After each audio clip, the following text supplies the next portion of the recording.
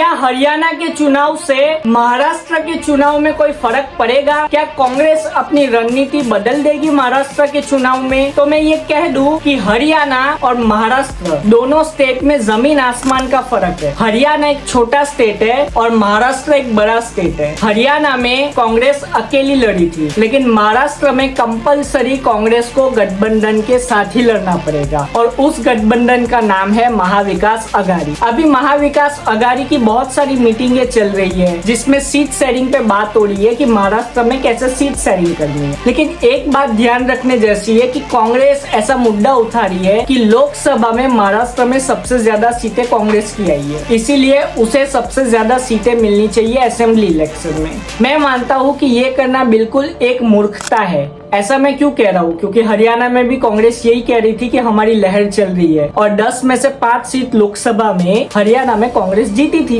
लेकिन क्या हाल हुआ, सबने देखा कांग्रेस का हरियाणा में। अब महाविकास अघाड़ी जो भी सहयोगी दल है कांग्रेस के, उन्होंने ये कहा कि कांग्रेस जो है वो डायरेक्ट फाइट में जाती है ना बीजेपी से, जब भी कोई स्टेट में तो हार जाती है मैक्सिमम स्टेट्स।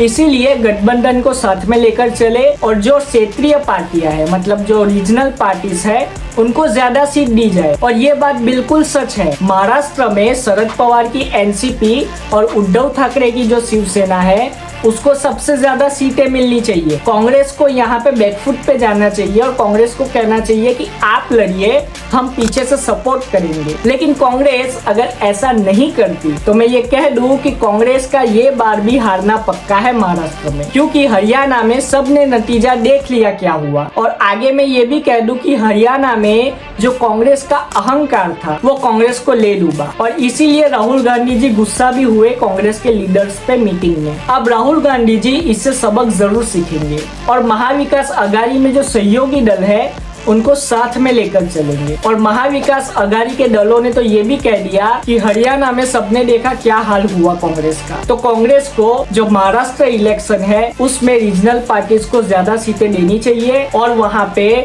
शिवसेना और एनसीपी जो शरद पवार और उद्धव ठाकरे की है, उनको आगे ले जाकर लड़ना चाहिए। अगर कांग्रेस ऐसा नहीं करती और कांग्रेस ऐसा कहती है कि मैं सबसे ज्यादा सीटें लूंगी, तो मैं ये कह दूं कि कांग्रेस ज्यादा सीटें जीत नहीं पाएगी।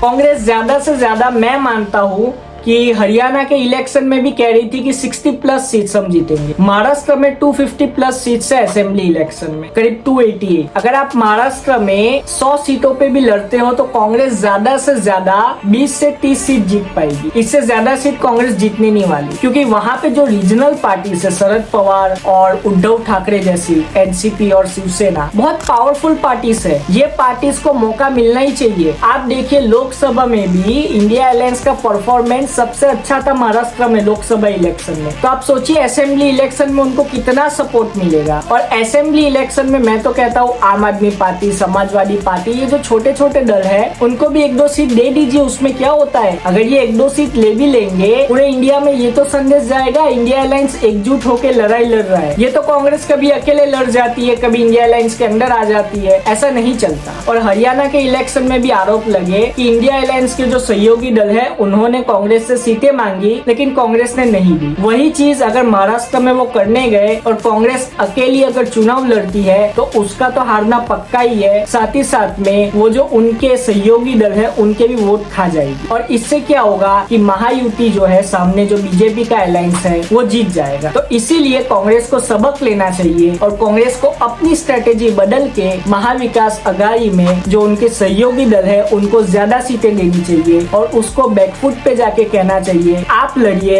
मैं कम सीटें लूंगा, लेकिन महाराष्ट्र में इंडिया अलायंस की सरकार बन के रहेगी। आप अपनी राय कमेंट में जरूर बताएं। जय हिंद।